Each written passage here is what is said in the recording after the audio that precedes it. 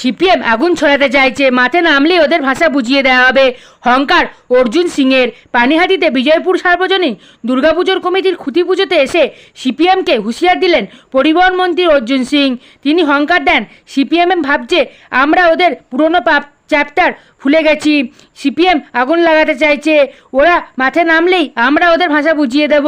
কীভাবে বোঝাবো তা ওরা বুঝতে পারবে, ওদের ভাষা ওদের বোঝাতে হবে। আপনারা দেখছেন বনশ্রী নিউজ। অর্জুন সিং মহাশয়কে বলছি দাদা, সাথে আমাদের সাতক্ষীরা জেলা কলকাতা উত্তর শহরতলি জেলার চন্দ্রীচরণ রায় মহাশয়কে ধর্মেন্দ্র প্রধান পদত্যাগ করেছে, তারপরেও সিপিএম বিভিন্ন জায়গায় গোপন বৈঠক করছে কেন্দ্রীয় জন্য। সিপিএম ভাবছে কি আমরা ওদের অত্যাচারটাকে ভুলে গেছি, ওটা ভাবার কোনো ভাবনা নেই। কোন চ্যাপ্টার?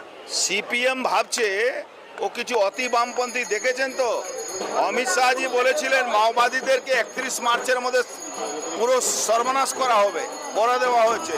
সিপিএম দেশ বিরোধী কাজের আগুন ধরাচ্ছে তো, ওর সঠিক জবাব আমরা সামনে দেখবেন। একটু মাঠে নামুক, এবার আমরা ওদেরকে বুঝিয়ে দেবো। কিভাবে বুঝাবেন দাদা? যে ভাষায় ওরা বুঝবে সেই ভাষা বুঝাবো।